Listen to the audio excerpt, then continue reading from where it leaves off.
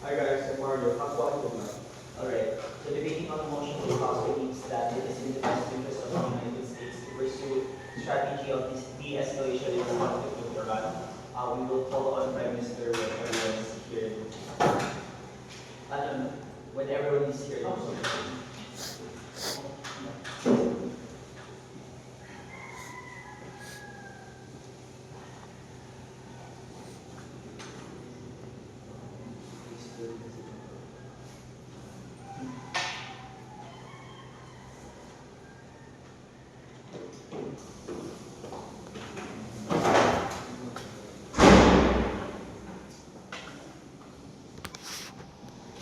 Alright, calling on Prime Minister. Here.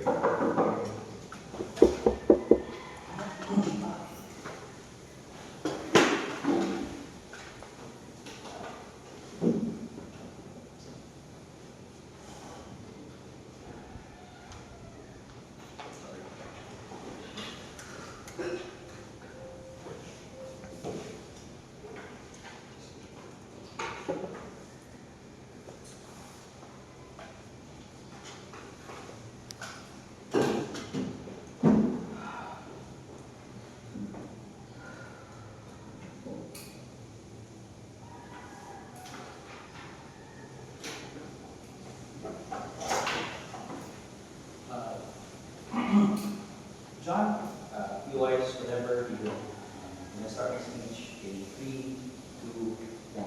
I'm going to try and explain this as much as possible in a way that a reporter would to a whole group of people that may not be aware of what the Iran-Israeli-US war is about. Let's first discuss why exactly US decided to mock Iran in the very first place, right? Because the events of February 28, which led to the killing of thousands of Iran nationals, was primarily induced because of peace talks that never got anywhere. When you take a look at what happened, missile attacks destroyed the primary capital of Iran, essentially killing hundreds of people, especially those who were in military hospitals and those people who also worked in government offices. Who were these people in government offices? This includes the Iran Prime Minister, Khomeini, and his Security Council. This also includes individuals who were working on the nuclear war programs that Iran has been trying to progress through time immemorial. But let's go back to 2015, right? What happened then? This is where the Joint Comprehensive Plan of Action happened. What happened in this negotiation process? The Europeans tried their best to convince Iran to stop their ballistic missile programs and also stop their proxy wars that were happening in Yemen with the Houthis and, of course, in Gaza with the Hamas. We think that they have been trying as far as possible to continue these proxy wars because they're also trying to maintain a degree of diplomatic control in the Middle East. But more importantly, something that we should note is that they have been stalling all of these programs and all of these talks between the Europeans in Geneva and the other members of the United Nations when they were supposed to progress. They were supposed to debilitate the nuclear programs and the ballistic missile programs and, of course, the proxy wars that were happening in this region. Unfortunately, Iran only said that they would consider. Let's go to 2016 to 2026, right? In that period of time, for an entire decade, they bombed Kuwait, Qatar, Israel, and the UAE, where over 100,000 tourists in Dubai are now currently stranded. This is what Iran has been doing for the past 10 years. And 5 years before that, they were very much convinced that they were not going to deal with the US. Not now, not ever. But now, it's a very different scenario. January 2026, in Geneva, you have the Omani ministers trying to convince them to please stop your nuclear programs. What did they say? To borrow the words of Pete Hegseth, they stalled again and again and again, and we're done with it. And that's why Trump pulled out of the Joint Comprehensive Plan of Action. And that's why you have the bombings happen in February 28. What does de-escalation look like on our side of the planet, right? We think that it looks like you stop ballistic missile attacks from the US to Iran and change that to ballistic negotiations. We can see it, right? That the US is definitely an imperial force. It's like Pax Romanica, Pax Britannica. It's a superpower and it's a chief police. And it's going to be a bad actor if it only believes that it's going to forward its own interests. But we think that that's not entirely the case. We think that at this point in time, Iran, for the first time in years, is willing to yield and listen to the demands of a higher council, especially when the UN is actively asking the US to pressure them to stop their ballistic missile programs, which has already killed thousands of people in other parts of the Middle East.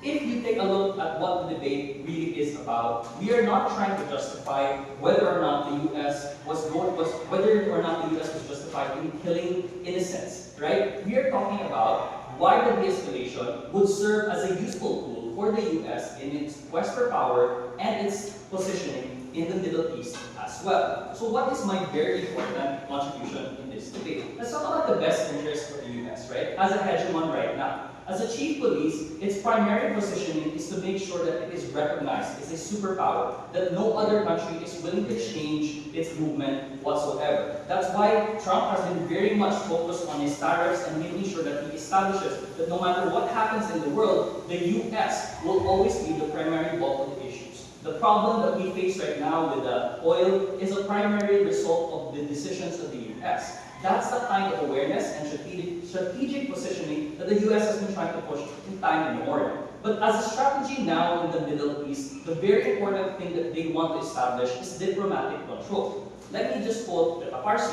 right? He's an Iranian geopolitical expert, and he says that Trump has been known to effectively pull out of situations whenever necessary. A good example of this is against the Houthis in Yemen. The US backed off because they can say that pushing harder was already losing the diplomacy values in this part of Yemen. They already have a government that was willing to negotiate and deal, primarily because there was no need to go against the Houthis in Yemen, which were being supported by Iran. What is the impact that we're trying to show that we can successfully get coming from our side of the debate? With de-escalation, the US retains its diplomatic control over players like the rest of the UN because the UN sees it as an important factor in trying to pressure states like Iran from stopping their attacks against other countries in the Middle East, but more importantly, stopping their abductions that happen in the UK, that happen outside of the Middle East. We think that these things actively happen in status quo, primarily because you had an older Netanyahu, you have a very bulky Security Council. But now you don't have that anymore. A younger Netanyahu with a smaller defense council that was supposed to lead the nuclear development program is no longer present. You have a situation where de-escalation can happen thoroughly and effectively because people are willing to listen to you. People are willing to have these discussions and they no longer have the primary interest of standing against the US. With this de-escalation process, you have a US that is now able to position itself better with the UN, make better demands because they are being seen as a primary bargaining chip in all discussions that they have with the rest of the Middle East. What happens then to regional discussions at the very end of the day? You have now a very priced opportunity for US to change the discussion and position themselves as heroes and position themselves as an imperialist state that is a necessary evil when conducting transactions with states like Iran that do not listen or yield. If you want to change the world right now, we have to be willing to change ballistic missiles into ballistic negotiations. It's too late. But it's never too late for negotiations at the end of the day. Thank you.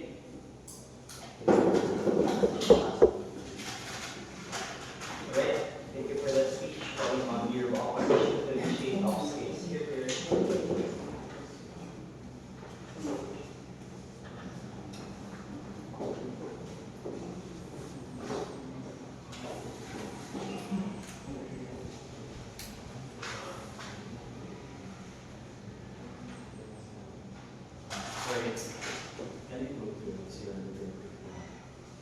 Okay, I'll give you like 1 minute. Okay, give me a second.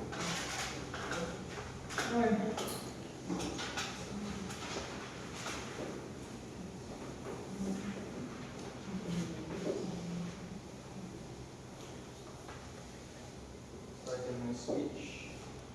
3, 2, 1. Quick vibe check. Opening government. They bank all their benefits on the power of Trump to establish diplomatic control.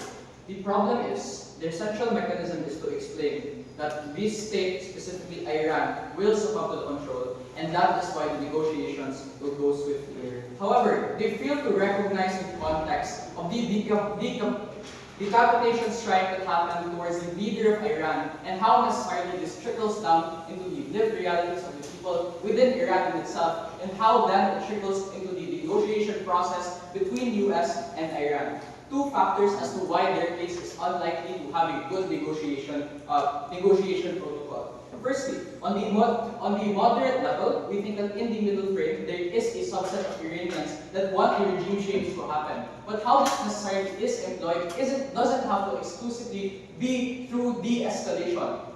We would like to posit on opening opposition that it is escalation and the removal of the power that is established within Iran and the remaining power of the subsidiaries of the leader of Iran. When you eradicate this when these people have the most feeling of control to upend the regime. But outside of this, there's also an there's an aggravated extreme population of Iran that doesn't want to settle for negotiations. Meaning, there's a dichotomy of individuals that want to go for negotiations and do not want to do it. However, the people that will opt into the negotiation process on their paradigm are the people left outside as a result of the decapitation strike. This means then that there is necessarily it's going to take longer and longer because there is an aggravated population that wants to demand for a regime change, but also wants to demand for retribution. This means that, number one, it is hard to know to what extent the negotiation is going to actually be enforced within the state itself, insofar as there are external actors that will externally raise conflict anyway and put conflict towards the United States, which means that negotiations at best are unlikely to happen well. So, first argument on why it's probably going to be economically better for the US, and after that I'm going to explain that despite that there's a quasi-rationality, which means that despite of economic downfall which may happen, which government might posit, we think that it's still going to be the best interest of the US. So firstly, why is it economically better? I have three structural reasons. Firstly, on the controlling of oil extraction sites. This looks like Imo's Gulf, and this is exactly why the US in precedence has invaded countries such as Venezuela, for example. This is because they have the capacity to do this, specifically with their decapitation tactic. This is because of the militant power that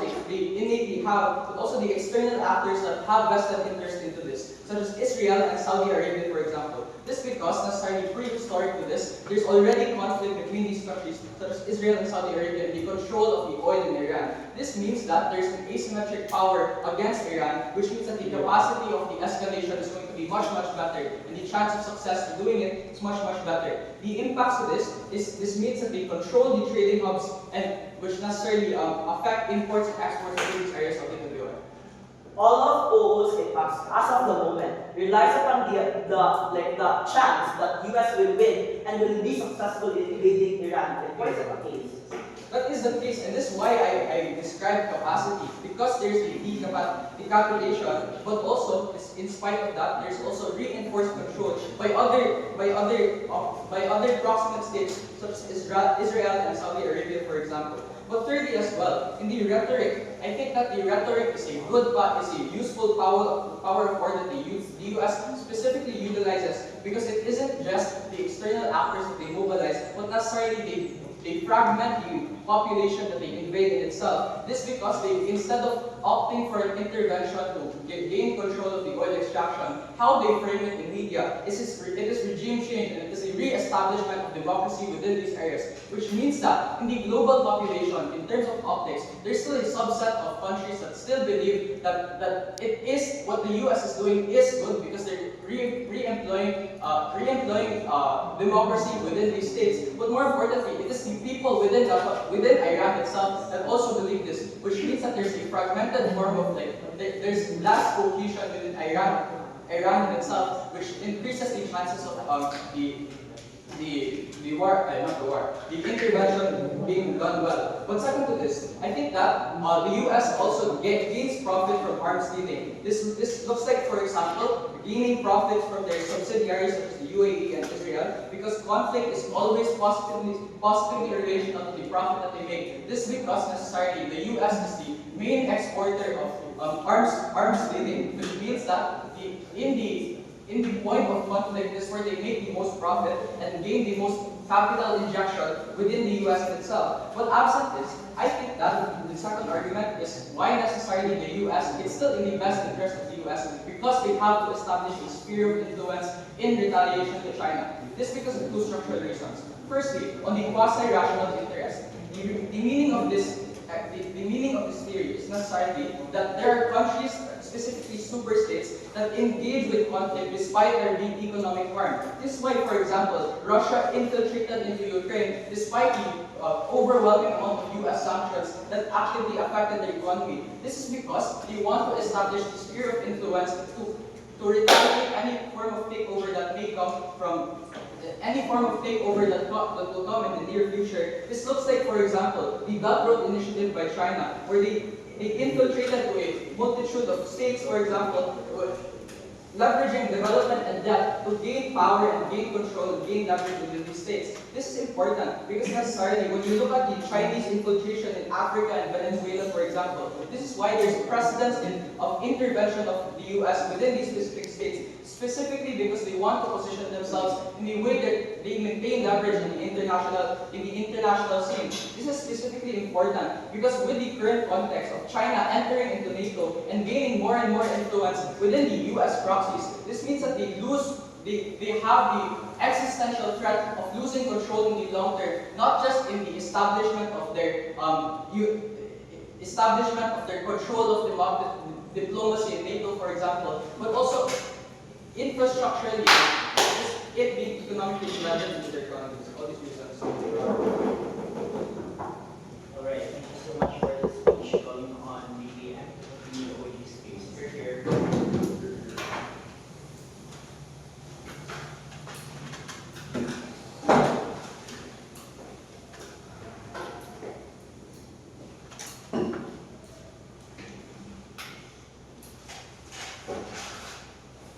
For anything else, I tell people not to judge me by my grants, but to judge me by my studies because so many.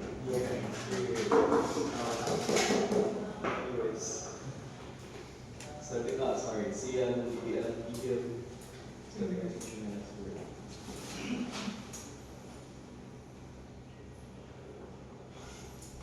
Opposition operates in a liberal framing. That's why we can't get anything done. On our side, we're able to give you some sort of solvency in the Iranian state, and at the very least, we're able to secure not only the state, but also the interests of the US in the first place. Responses that don't fit my speech. Roman told you that there's going to be an extreme population. I think that is a fringe case that even though these are an extreme populist or like popular group in the first place, that they're so aggravated, who doesn't want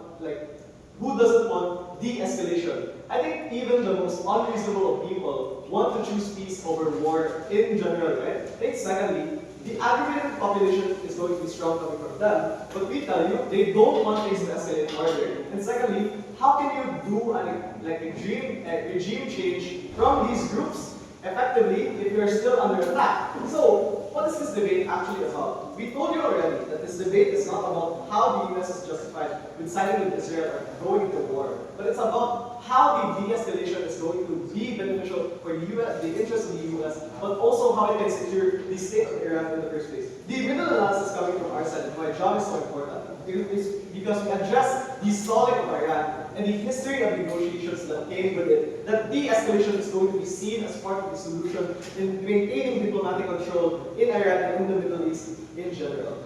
How do we insert ourselves in the debate?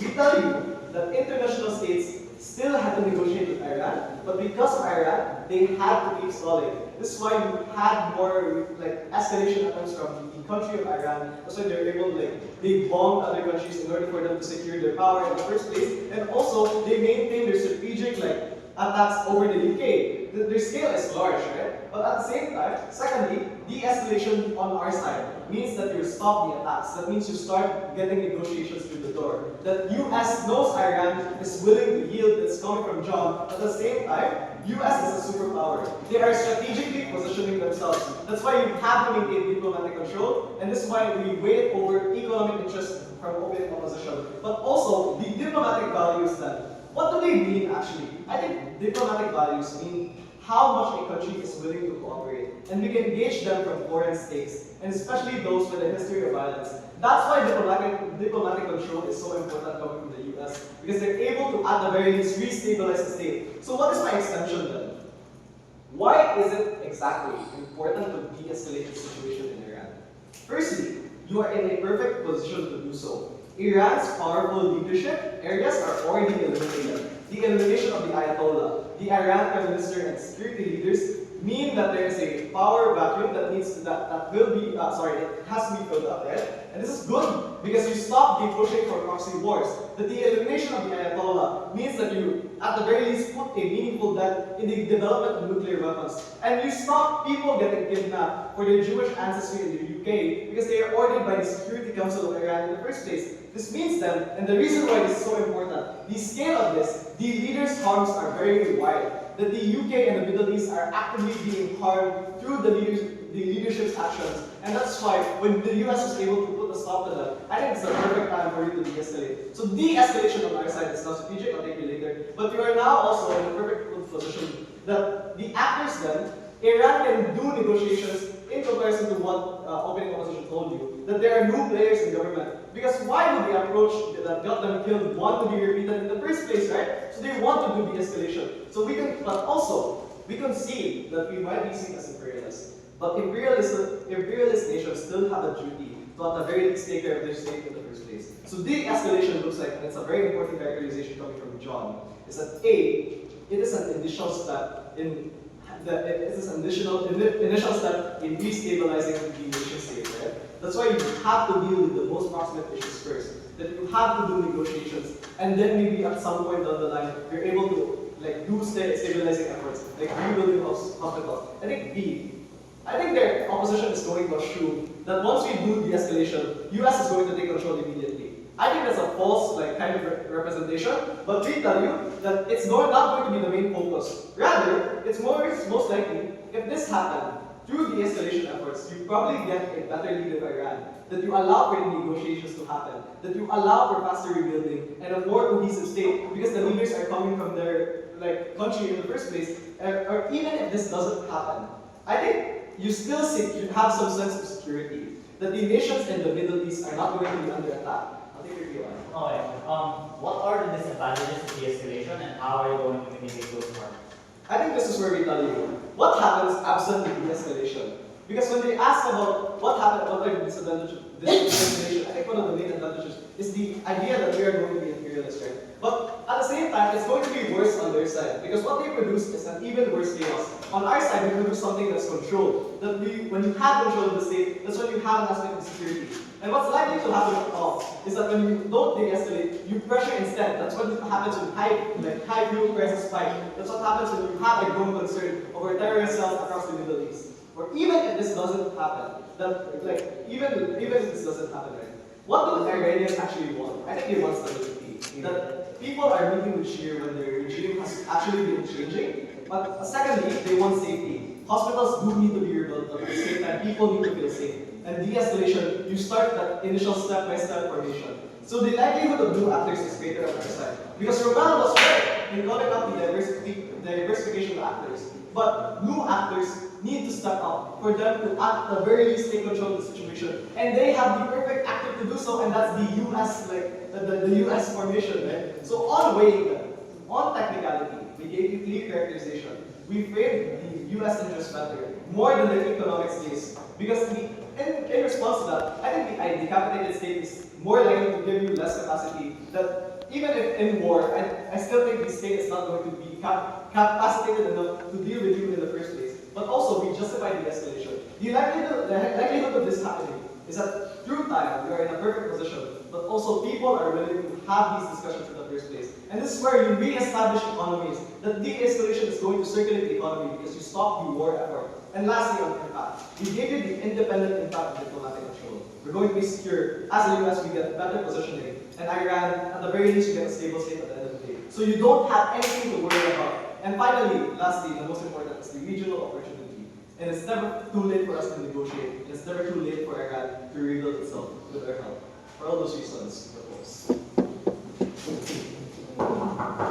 Alright, calling call to the vote and voting after.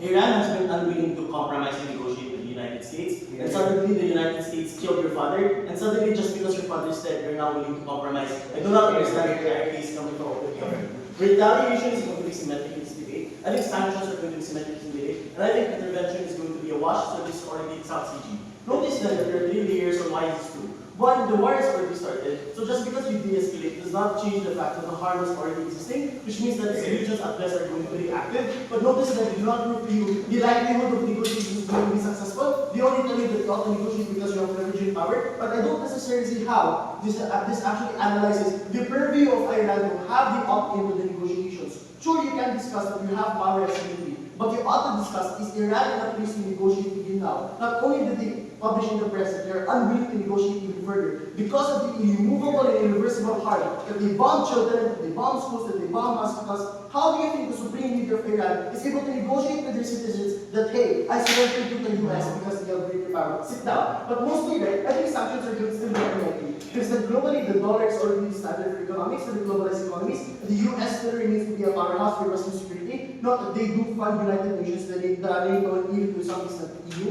But notice as well, third-party intervention is still going to be unlikely because one of the economic preservation being a priority for the globalized world. Notice nobody intervened in the war in Ukraine. Nobody intervened in the genocide in Palestine. So I don't necessarily see how just because there's a war in Iran, because of the oil price hike, then suddenly people are going to want to baskets in. But notice as well, this also exists in the cost-benefit analysis. But I think they're able to wait and up into the stability to return, because obviously price hikes now can just still come back to the price that we had before. But thirdly, right, I think there's a sense of mutually assured destruction that at the point in time that the other countries are going to join in the conflict in the reach of the war, I think then nobody actually benefits. But let's move right, that's why negotiations of OG, to some extent, the CG will never work. Because Iran, to some extent, already has regressions. The extent already exists in the irreversible harm of the bombing that has already happened. I think at the point in time that the United States was hit with 9/11, they never forgave the terrorists, quote-unquote, in the Middle East. But notice as well that the timeline is wide. This already includes the aggression in Palestine that Iranians were so angry about. The aggression when they killed Gaddafi in the North Africa, that the Iranians were able to express sentiments. Notice then that Iran is a different country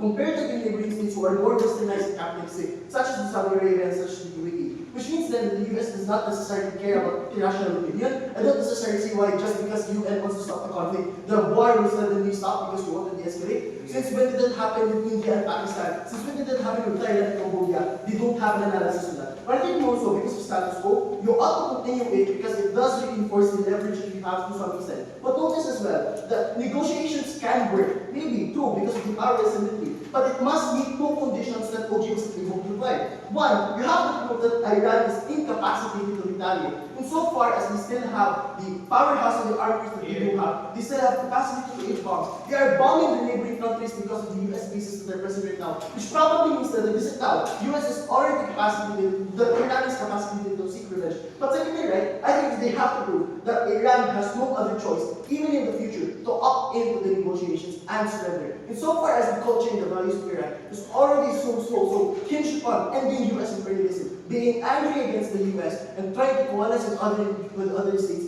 I think the principle principle here that is on the principle of martyrdom, that Iran is going to sacrifice everything for the sake of getting revenge. But later, what I want to prove to you then is that the US does not necessarily care about democracy. I think it is about national expansion. So CM was wrong to tell us that we're working on a liberal framework. We're working on a realist framework. Because the realist perspective allows us to explain that the US is going to be extractive and has policies that are going to project power. That's why we have Israel as an ally so that they can submit the Middle East to the Western interests, but they also have extractive policies to Venezuela for oil, to power up their armories and machineries for war. But thirdly, this is why the genocide in Palestine happened. Because this is a favor that they did for Israel, so that Israel is likely to support them for the engagement and the expansion that they're already doing to Iran. Note that this is important because both live in material conditions. That one, there's an economic rational incentive in terms of benefit, because oil and all of the control of the trade hubs is what powers these industries, and having greater industries gives you proper expansion and greater leverage in the globalized market. But secondly, if it's not going to be economic, Romelo's right, it's about quasi-rationality. That to some extent, we still want to exert the power and the influence over these regions,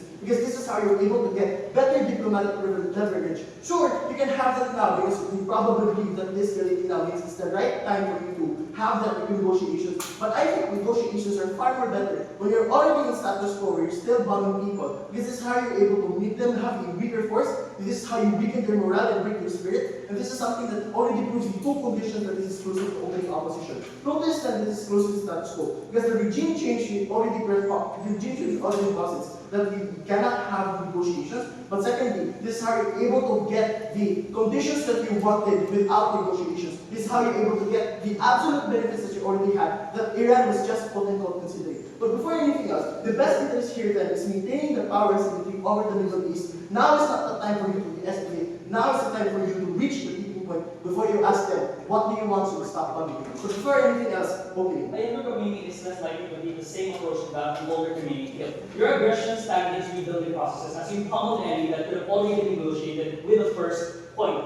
But you still do not explain why rebuilding is going to be likely in the comparative, right? Because I think at the point in time that you're going to de-escalate, you're going to tell them that I'll stop bombing you. What is necessarily the incentive of Iran to let go of that dead supreme leader just because you're doing no sue for peace? Notice that geographically this is important for the US to continue, because even if negotiations are within reach, I think one, they still want to pause it and have that possession over oil and industries. Notice that this is true, because the point in time that they tried to negotiate Ukraine and Russia, part of the negotiation conditions was that the US would have leverage over resources and mineral items in Ukraine. Notice as well that this is important for them, because the trading routes that happen in the Middle East is something that is of a chokehold to the global communities. That's why the oil price is happening, but also that's why China is very subservient to these conditions, because China relies upon the trading routes that happen with the Hormuz Canal and everything else. This is likely then because countries that are within the Middle East are already aligned with the United States, such as the UAE and Saudi Arabia. Notice then that the countries affected in the Middle East are already targeted. These are most likely the radical countries who want to end US imperialism. But notice that this is important for security, because if it's true that there are bombs, then de-escalating now won't stop Iran from producing and retaliating. But principally then, you all tie it back to the values of Iran. These Iranian people are communal. These Iranian people are anti-US incentives. So I think retribution is still heavier than surrender. But notice then, this is probably the case from CG, that people are only sympathetic to the US because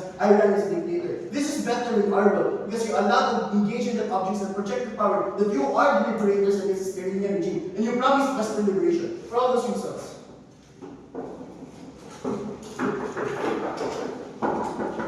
Alright, thank you so much for this speech. Now calling on Member of Robert where we have here.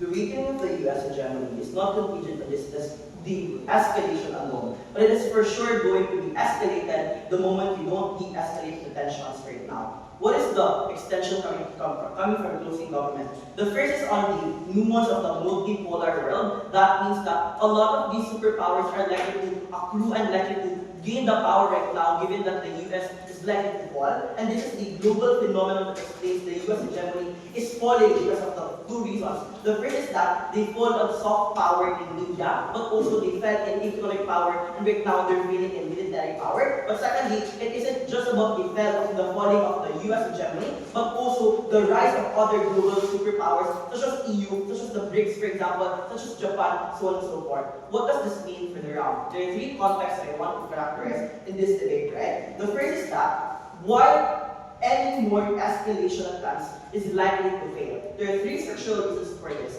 The first is, we already know that the wars are expensive, right? But the specific nuance to this is, for every investment of the US to their ballistic missiles, for example, it's like just a portion of the missiles that Iran was able to manufacture. What does this mean? It means that millions were spent in one particular missile, but then Iran will calibrate, for example, and then go against it with a cheaper alternative, but it's more effective. What does this mean? It means that on your side, we'll continue to escalate that tension and use the expensive powerhouses of like ballistic missiles or what have you to be able to be successful. So on that particular, nuance alone, it proves that the moment you escalate the tension, it's going to be expensive, but also Iran is prepared right now. That's the second context of that. Iran has been prepared for this war for far so long. They were able to mobilize their military backs, for example, and they were able to coalesce, for example, their particular strategies at large. What does this mean? This means that the moment the US, for example, will escalate it through invasion, they're likely to fail, for example, given that they were able to block those entry points, but right now, they're able to incapacitate the military bases of the US in the Middle East, which means that Iran is ready for this war. It's likely to prolong in the first place. So even if it's not likely to fail, it's likely to be prolonged. Like we're looking at years of war right now, which we ultimately know is bad. Like for example. But lastly, we're gonna talk about media, because obviously if you look at the medias right now, they're unlikely to side with the US because of this escalation to begin with. The media is framing the US as a more imperialist country that wants to wage war on Iran, for example, because of probably the rhetorical reasons or whatever absurd reasons Trump has as of the moment. I want to ensure that most of those threats that Iran has can be valid, but the nuance of the media right now is the US is absurd in doing this in the first place. The second context that I want to forward is Asian countries are the most affected with this war in the first place. Most of the percentage of the oil that the Asian countries has is reliant upon the oil that we get from the Strait of Hormuz. It means that even I was just gonna extremely add this, even the oil coming from US do 7% or 9% is coming from the oil that straight to the Hormuz, for example. It means that Asia is not only falling right now, because if you listen to what the Marcos administration says, we're not really having a oil crisis because there are other alternatives, but it's just expensive. What does this mean? This means that they are looking for other alternatives. So this looks like the Philippines looking for other alternatives or other allies of oil, such as Russia, for example, which ultimately is done by India right now. So it means that your Asian allies is unlikely to side with you the moment that they cannot survive because of your war in the first place, and you lose the power the moment you escalate better at large. The third is EU and Canada is looking at other alternatives and continues to de-dollarize. That means that they are relying upon looking at other ways, for example, to topple the hegemony of the US. Because the hegemony of the US is reliant upon the dollar, the strong reserves, for example. But what it means right now is you further escalate that power, given that you further push them beyond the lines of alienating the US if they continuously push this expensive war to other countries at large. So externally, the impact is you lessen or you weaken the power of the dollar, but also you lose your allies, not just because of will, but really about necessity. Canada is marrying the Philippines right now, and other countries to join their trade alliance absent the US. But thirdly, you lose control to the media right now, which is also bad for your soft power at the moment. Yes. If soft power is failing, that's why you need the war to have the big stick leverage. All your harms are minimal, such as the media, to the benefits that already exist on a macro scale. I think I already proved that it is an expensive war. So if you want to talk about hard power, it's also something that's failing on your end as well. The downside is that it expedites the fall of the US externally. But also, even if it does not fall the US, it just prompts up other superpowers to gain leverage and allies towards a particular other countries in the world, right? So that means that it's unlikely to be good externally. Let's talk about internally, right? Because no one talked about this. Why should Trump ultimately need to de-escalate this? What is his interest? The first is economic effects to the goods and services. It's intuitive that oil is relative to other goods and services like manufacturing, for example, which affects the goods and services we receive in the United States. So ultimately, if the people are unlikely to gain more, like for example, like survive, for example, that means that you lose out more supporters. But second, there's a disconnect of his rhetoric to the actual results on the ground. You lessen the trust of the people, given that the rhetoric of Trump is the bombing of Iran is successful. But if you look at the price, for example, it's not. So that means that you lessen the rhetoric that Trump has. But the third is, you need to fulfill your promise to the people on the ground. The reason why Trump won, or part of the reason, is that they wanted to revamp the economy of the USA, like the demonization of the trade deficit to other countries, hence the tariffs. But notice, the goods and services are as much expensive inside. That means the moment there's a disconnect to a particular promise to begin with, that you lose the trust to the people on the ground. This is important because Trump wants to have a legacy to the United States.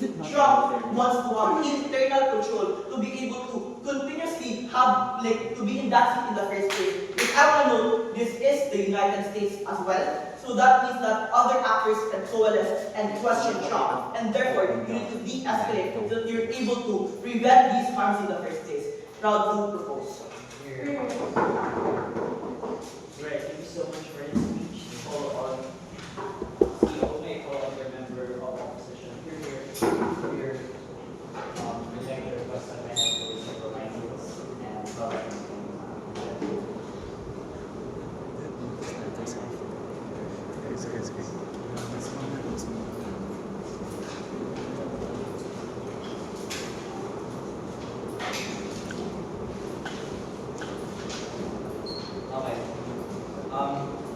Good morning everyone. I'm not Jordan D'Agostino from LCN. I prefer to POIs anytime, just please no matter. And I'll be starting my speech in 3, 2, 1. First thing that you get coming from my speech is that I want to remind you that this is an after's motion. I think the timing of this debate is about current war that's already happening in the United States and Israel and Iran, and that what we are going to actually establish to evaluate in this debate is that what's going to become the repercussions, or where do we actually gain a better benefit for America, or whether it would escalate or not in this war, which I'm going to prove to you otherwise in our throughout my speech then. But before I proceed on my extensions, I think possible couple of responses firstly on closing government. One, they try to tell you that though escalation will likely favor the United States of America, Ruleva's response then that this is completely not true. Because if we're going to actually consider it, and the United States of America has one of the highest military spending in the world, they're not actually going to establish a war, engage with war with Iran, for example, if they know that they're going to lose the endurance war. That's completely implausible coming with the United States. And secondly, you also have to take into consideration that this is not just a war between the United States and Iran, but there is also a war between the coalition of alliances that USA had between Israel, for example. This is not a 1v1, but rather this is a 2v1, for example, and by numbers alone, it is much more unlikely for the United States of America to actually fall back from this war, right? And that even if I'm going to believe that USA will likely going to fail in terms of escalation, I'm going to tell you that this something is going to be fine because the main objective of the United States is for them to, aside from actually winning the war, that even if they don't actually win the war, for example, but what's going to become more important is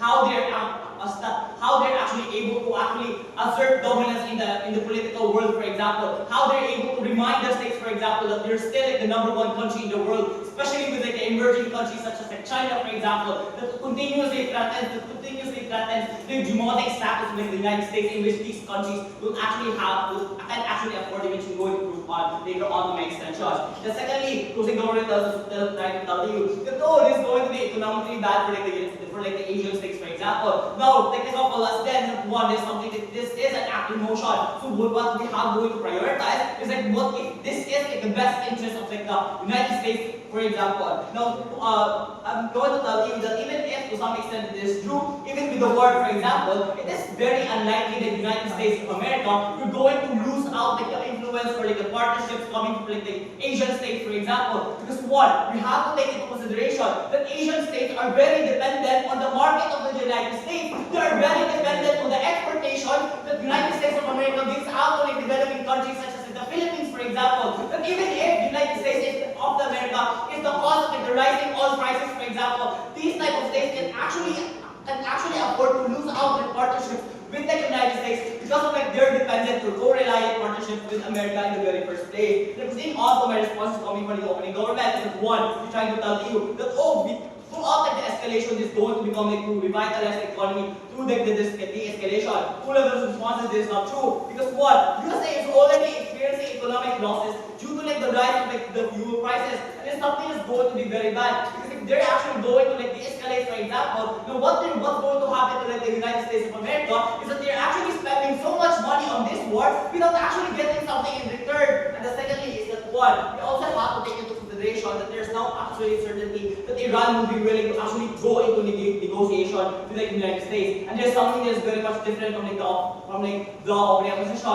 Because I'm going to tell you that this is going to become very unlikely because even if there's actually going to become like negotiation, this is going to become for the advantage of like the Iran, for example. Because one, they actually want to ask for like the recuperation of like the damage that had been done to like the Iran, for example. And then secondly, there is also the incentive that America to actually go into compromise with like the Iran because one, they actually want to have access to like the oil reserve or oil resources coming from like the Iran, for example. So even if they're like the stronger country, they could not actually afford to actually have to gain the dominance over Iran because they have to go into compromise. But before I proceed on my message, sure I opening. Economics is both political positioning variables place in international decision making that affects your goal of economics. So why then waste military resources when diplomacy can prevail? I've already told you that we're already debating in the timeline that the war is already happening. USA is already losing economic resources. They've already expended like the military resources and so on. So if they're going to actually de-escalate, then those type of like efforts is going to be something that will go out in vain. If we think on to my first such as that one, USA will risk the hegemonic influence. What is very simple is that one, you have to take. I've already told you that US capacity is unrivaled in terms of like military, economic, and political influence. And then secondly, I'm going to tell you that even if this is going to become escalated in the near future, they will likely going to win this war because of like the alliance that they have, because of like the dominance that they have in terms of like the military and so whatnot. And then secondly, throughout history, United States of America have always been expected to win asymmetrical wars. They don't actually want to replicate what happened in like the Afghanistan war, for example, wherein their hegemonical status have been doubted because of their incapability to win asymmetric wars. And now if you're actually going to de-escalate against Iran, for example, there's going to be higher doubt, higher skeptics, for example, if USA is still like the top country in the world. And then secondly, there's something that's very much important because there are also emerging countries that we have to take into consideration that are on par or on foot with like the United States of America. And there's something that is not the best interest of like the United States of Donald Trump, for example, but I'm not going to take any guys now. And the thirdly is that they actually need to curb like the narrative in Iran and control like the fuel trade, for example. So that's why the escalation is very much important because even if there's actually going to become the escalation, there is no certainty that Iran will actually going to revitalize their partnership for trade, economic trade with the United States of America. So what's going to happen on like the government bench is that even after the escalation, it's still not going to likely that Middle East will actually going to retain like positive relationships with like the United States of America and so whatnot. Proceeding on to my worst case then is that even if United States of America will actually win this war. This is about like the idea on how much power they could actually project and how they're still able to control the power in the international realm. And the second of my extensions there is that one, first, there's going to become worse diplomatic relations for like, the United States. They would actually going to have like the escalation. Because now, your countries are now going to be less trustful for like the United States, for example, because of like the fragile relationship, because of like, their incentive to actually go into wars, for example, or what they have been doing to like the Iran, right? So what's going to happen after the escalation? Countries would likely go to actually establish this type of like, relationship, especially with like the association of USA with like the Israel, for example. And we win this debate by telling you as to why the escalation, the benefits of it will actually outweigh the harms that are going to happen, especially on like the status of the United States of America as the kind of political hegemony and for no reason probably will. Alright, thank you so much for that speech. Following on, Representative and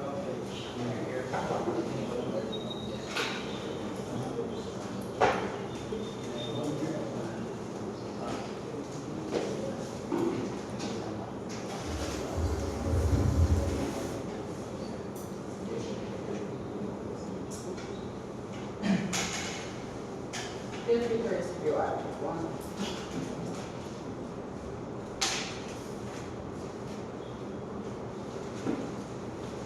Starting my speech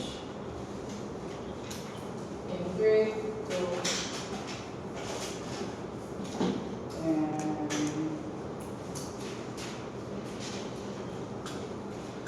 I think the call out from closing opposition was correct, that a lot of the teams are not tying it back to the US interest.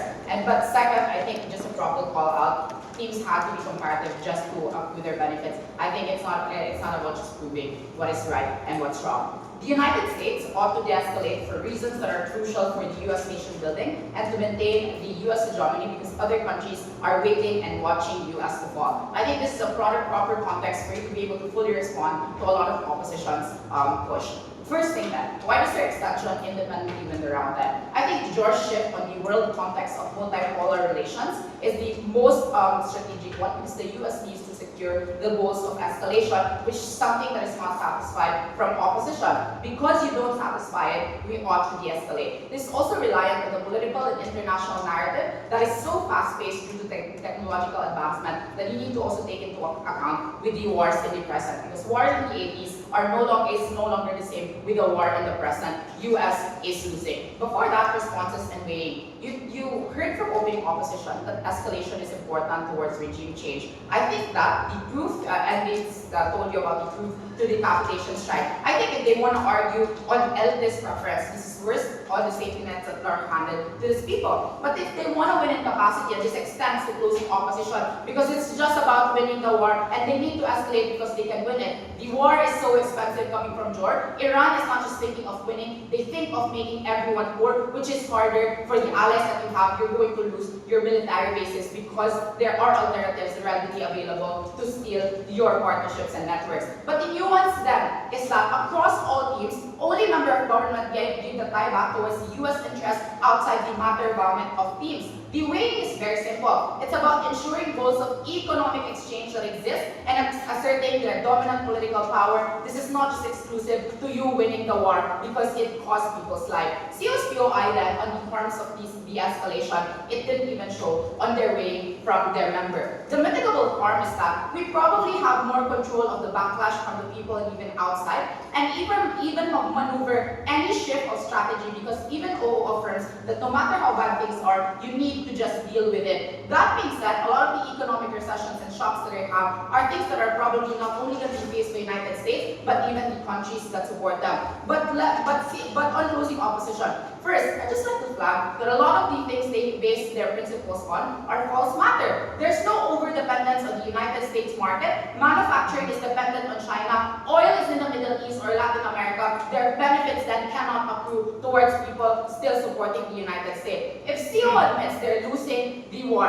they must cut costs because they need to alleviate the active harms that are present, not only for their people, but the economies that are tied to them and even the political power that supports it. But the wars in the 80s is not the same anymore. The entire world is watching. They don't have the ball in the present. So the best case the best case scenario from them is reliant upon them being able to win these spans across opposition team. So if you believe their logic then, the failure in Vietnam means US has no superpower in terms of capacity in the present, and that's been like what, 50 years ago already. Before my clash, yes. The war is expensive, but it is oil and global control. And that's why internally the rhetoric also works, because the economic leverage you have will trickle down to the US people in the long term. This is exclusive to having hard power, and this is absolutely comparable. That is so wrong, because in the present right now, we need to be able to secure first these individuals, because likely when people are hungry, they're likely gonna go towards partners that can provide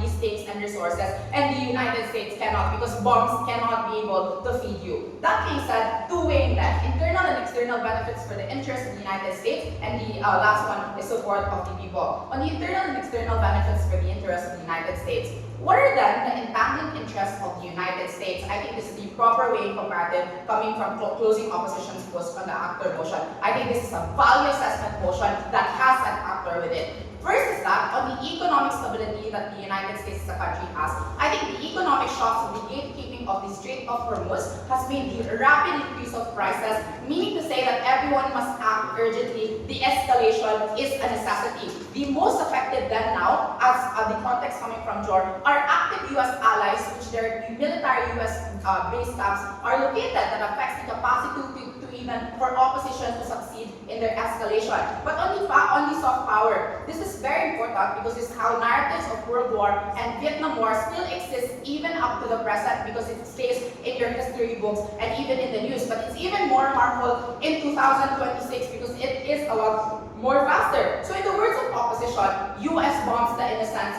we need to change it. Those are things that are likely going to trickle down even towards the people in the present or even the near future, 20 years from now. But on the use of democracy, and this is something that is aligned towards the interest of the United States still, I think the rhetoric of weaponization democracy is something that's bad and is highly being critiqued even by US citizens themselves coming from Jor. So this needs to also listen to its own people, because for escalation from them to succeed, you need your own people to support a lot of these things. But even if Iran continues to do and attack them because that is their fear, it's likely that the United States cannot protect themselves. If their logic is so true, US can protect themselves. Qatar and Dubai is able to deflect a lot of the missiles. These are things that they can do, but geographically speaking, the United States are just far. But even more so, I think on impact, the US bases are secured wherever they are, and their peoples and allies can actively survive. But onto the support of the people, I think the biggest issue on opposition teams is the lack of contextual awareness. Letter A, Trump's tariff wars in the past few months were so ineffective that only incapacitated a lot of the economies, even their partners, a lot of people have got tied to them. But letter B, even current allies like Spain express their criticism towards their attacks towards Iran because they're against escalation. This is very important because you ought to be able to snowball a lot of the support that you have, and because you don't have it, you need to de-escalate. But let us see on the consistency and the strategy for you to be able to win and maintain your superpower. This is the response towards CO, because resources of the wars is so expensive, no one wants to be involved then. But the fact that even your own allies like Qatar and Dubai are pleading for you to stop means that the escalation is the best strategy to do so. But why support important? Because this is the holistic viewpoint of what the escalation do. One, we have more control of the economic shocks, so a lot of harms are mitigated. But the second is that the political power is secured, means that we have better way than opening government. Alright, thank you so much for the speech to the debate. I welcome opposition to appear here.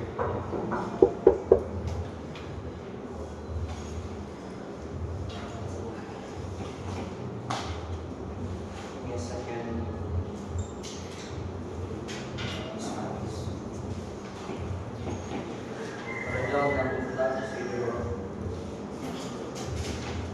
I'll be starting my speech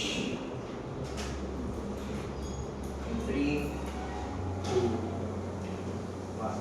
I think that closing opposition can still stand in this debate when when government said that wars are expensive, toppling a dictator is expensive, and probably there's going to be bad optics that comes from the war that's happening in the first place. But again, we must have to actually insist that we live in the present day, not before the bombings of Iran. Falling back doesn't strengthen the U.S. soft economic power as they claim. It doesn't unalienate the Asian countries that are currently being affected by these crises. And it's definitely not going to make oil cheap anymore, or it's definitely not going to bring the money back that's already been wasted on this war. I think that we can exist on this world by not completely denying that, yes, the U.S.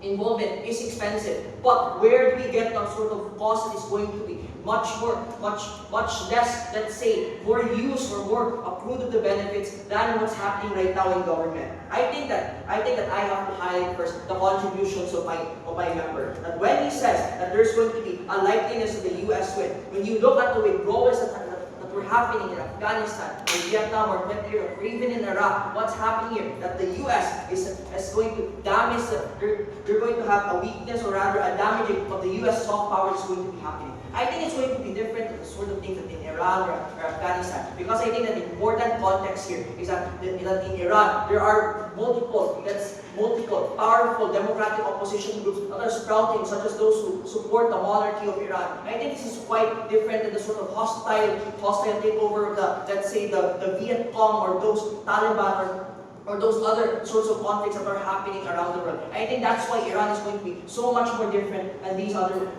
conflicts that they try to posit as examples of why US putting back, or rather negotiation, will actually benefit them in the long term. Because again, what my member says is that again, there's actually going to be more of an alienation from the Middle East and Europe. They cite Spain as an example on why, let's say, that there's going to be a sort of alienation because it's going to divide the allies that are currently here in the US. I think an important context as well, that before the invasion, the main contention was really between the US and the Europe, and how they were able to deal with the Greenland issue. This sort of issue right now that's happening right now in Iran, unify the US and Europe, Israel, and the Middle East into a common enemy such as Iran. And when pulling back, Trump needs that. The US government needs some sort of leverage, that they're able to back their sort of soft power because of the recent conflict, or rather the recent, let's say, escalation or diplomatic situation that they have with Greenland. They need to solidify on how they're going to be able to assure their allies in the Middle East that the US is willing to actually pull out their gun and actually defend them, rather than trying to start a war and trying to back off again. That builds on reliance on the allies, especially in the Middle East, when we see here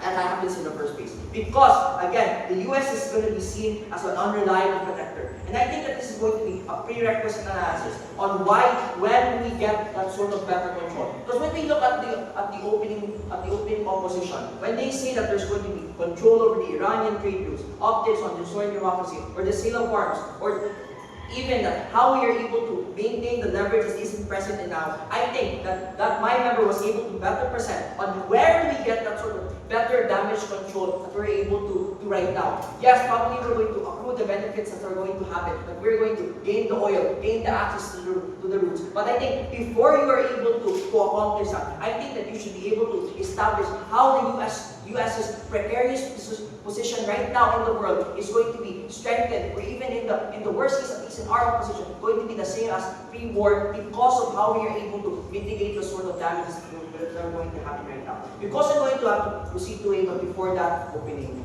Trump's best interest is to position himself as a hero for the UN. Does he not want to appear victorious, or does he want to be victorious? What's the clear case coming from your side? I think it's already really clear that what we are advocating right now is not simply that Trump is going to be the peacemaker of the world, but where do we get better optics for, or rather even optics that translate into that influence that the US is desperately using right now. We agree with those in opposition that the US is using influence right now. But when you look at the consequential events that are happening right now, where do we get that sort of baseline analysis on why the US is going to have to back out and essentially lose out on all the money that they're able to start in the first place? Because when we look here on the case of opening government, or even whole opposition of whole government mentioned below, they failed to answer the floating heart that's been present in them. And absent the willingness of Iran to negotiate, how can you approve the benefits? How can you present Trump as a victorious peacemaker when Iran being bombed by, let's say, when Iran being bombed by the US and civilians being massacred by US bombs, are now willing to negotiate, or just because that Asia is now having an oil crisis, or just because there's going to be a weakening of US and economic power, because they're going to fall back to China and Russia. Do you think that that will disappear the moment that even in the best case, let's say Iran is willing to negotiate? I don't think so, because even in the case, as presented by member, even in the best case that the US is willing to negotiate with Iran, I think that this is not going to be a sort of status quo antebellum before the war. It's going to be as if nothing happened in the first place. The US is going to need to negotiate, or rather need to concede to Iran. And I think this is the moment where closing opposition really wins. Because what happens when the US tries to negotiate with Iran? Of course, the Iranians are not going, logically, you're not going to say that the Iranians are probably gonna settle for essentially the status quo in the first place. I'm not an expert for wise. But what's going to happen here is that probably the Iranians are going to demand more things from the United States. Probably they're going to demand more things from the Strait of Hormuz. They're probably going to control the Strait of Hormuz, or they're probably going to keep their nuclear weapons program. These are the kinds of concessions that need to exist in their world in order for the peace to actually happen in the first place. Because what you get here is essentially a US that is going to be handicapped by Iran, that could be, and especially if Iran is running out of weapons in the moment, that they're trying to cause as much chaos as possible. That's where you get the inevitable question on they would need government, but that they would need to prove how the US would thrive post the escalation. What we see here is that the issues that they presented, where Asia is probably going to move to Russia and China. I think that is still going to happen in their world, plus the sort of alienation they're going to get from the Saudi Arabia, from UAE, from Iraq, or even from Israel themselves, that they felt betrayed, that they felt that they were no longer the secure ally of the Middle East, or even in Europe from pledge to support. And probably they're going to go back into Greenland issues, or all of the other issues that the US are going to hear. That's why the US, now or never, needs to back all the money that they've already spent to why they're going to be able to topple the dictator and establish the sort of hegemony that they want in the first place. And that's why I see it. Alright, thank you so much for that wonderful